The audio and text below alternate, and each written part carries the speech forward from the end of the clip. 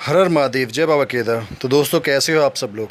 तो दोस्तों, आज मैं एक नई वीडियो के साथ आपके सामने उपस्थित हुआ हूँ। आप देख रहे हैं जो ये पीछे वीडियो चल रही है, तो मैं किस बारे में आज ये बात करना चाह रहा हूँ। तो दोस्तों, मैं ये कहना चाह रहा हूँ कि जैसे जो अभी हम प्रकृति के साथ जो खिलवाड़ कर रहे हैं, जो वातावरण के साथ हम ये छेड़ाछाड़ी कर रहे हैं, उसका नतीजा ये तो नहीं है। कभी पहाड़ गिर जाते हैं, कभी जो रोड हैं रोड टूट जाती हैं, कभी कुछ जो हैं प्रकृति के साथ खिलवाड़ होता रहता है। अगर आप जल्दी में देखें तो अभी आप खबरें आई थी कि केदारनाथ में ऊपर जो है ग्लेशियर टूटा है। तो दोस्तों, कहीं ये पर्यावरण के साथ जो हम खिलवाड़ कर रहे हैं उसकी वजह से तो नहीं हो रहा है। क्या हमें ये सोचने की ज़रूरत नहीं है कि हमें प्रकृति का ध्यान रखना चाहिए। आज हम अगर कहीं जाते हैं तीर्थ स्थानों पे, तो हम कुछ भी चिप्स का पैकेट लेके रास्ते में फेंक देते हैं, बॉटल्स पानी की रास्ते में फेंक देते हैं। तो क्या हमें ये नहीं सोचना चाहिए कि हम प्रकृति जो वातावरण है उसके साथ बहुत बड़ा खिलवाड़ कर रहे हैं। हाँ, ये जो सब हो रहा है, क्या ये हमारी वजह से नहीं हो रहा है? तो हमें इस चीज़ का ध्यान रखना होगा दोस्तों, क्योंकि हमारे साथ एक दिक्कत है कि हम लोगों को जब तक पीछे से पुश नहीं करा जाता है, हम आगे कुछ काम नहीं करते हैं। अगर चाहें वो अगर कह सकते हैं कि रेड लाइट तोड़ने की बात हो,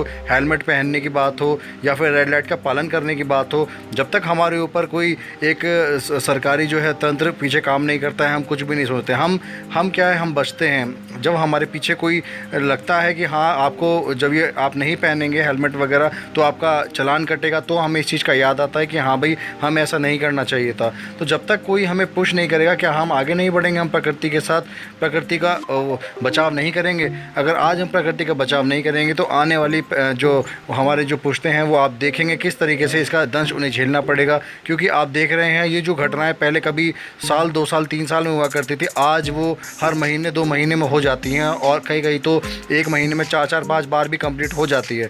तो दोस्तों, हमें इस चीज़ का विशेष रूप से ध्यान रखना चाहिए। इस चीज़ का हमें पहले से अंदाज़ा रखना चाहिए। जो केदारनाथ पे आप देख चुके हैं, इसका दंश जो है 2013 में केदारनाथ ने कितना दंश जो है इसका कितना गंदा दंश झेला था। और अगर बात करूँ तो जो दंश झेलता है उसे ही इस चीज़ का पता लगता है कि उसने आप बीती कि उसकी क्या रहती है।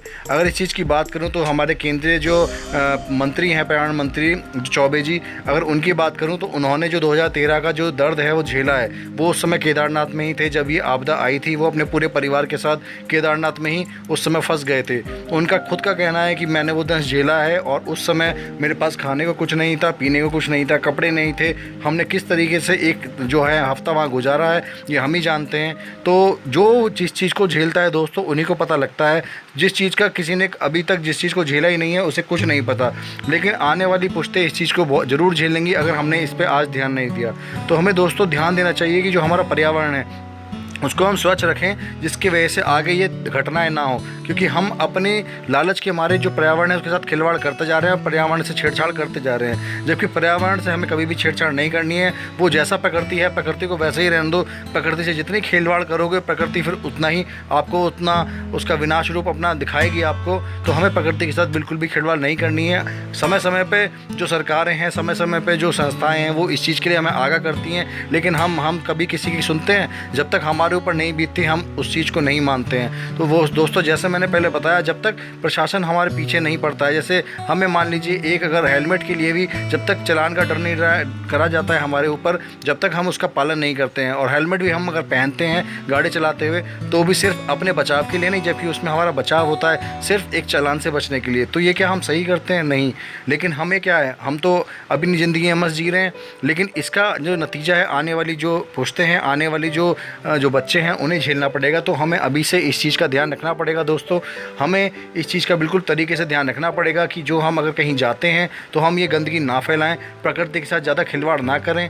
जो अगर हम मान लीजिए हम कहीं जो आजकल ये पैकेट्स चल गए हैं प्लास्टिक, ये क्या आपको पता है ये प्लास्टिक कभी भी जो है ख़राब नहीं होती है। तो प्लास्टिक को कभी भी हमें ऐसे नहीं फेंकना चाहिए। प्लास्टिक की बॉटल्स हुई या प्लास्टिक के जो रैपर्स होते हैं जिसमें चिप्स आते हैं, या फिर जो भी खाने के जो बिस्किट्स नमकीन वगैरह आती हैं, हमें ये ऐसे ही कहीं फेंक देने नहीं चाहिए। हमें इनको एक डस्टबिन जो इनका है वहीं पे डालने चाहिए। क्योंकि ये क्या है, ये भी प्रकृति से जो हमारे जो संबंध है उसे तोड़ने में बहुत बड़ा रोल निभाते हैं। तो हमें प्रकृति के साथ खिलवाड़ नहीं करना चाहिए, हमें प्रकृति के साथ चलना चाहिए।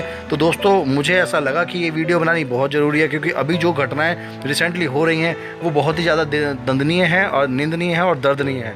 तो मैंने जिस हिसाब से उन्हें देखा तो मुझे बड़ा अजीब सा लगा कि मान लीजिए अभी इतनी जल्दी पहले हम कभी सुना करते थे कि कभी सालों 2 सालों में अर्थक्वेक आते थे, जो है पृथ्वी पर भूकंप आते थे, लेकिन आज अगर सुन लें तो साल भर में दसियों भूकंप के किस्से हमें सुनने को मिल जाते हैं। कभी कभी तो महीने में 2-2 3-3 बार सुनने में मिल जाते हैं। तो यह प्रकृति के साथ खिलवाड़ नहीं है। तो हमें इस चीज़ का ध्यान रखना है। अगर पानी है, पानी बहुत बड़ी आगे चल के समस्या बनने वाली है, हमें पानी का भी ध्यान रखना है।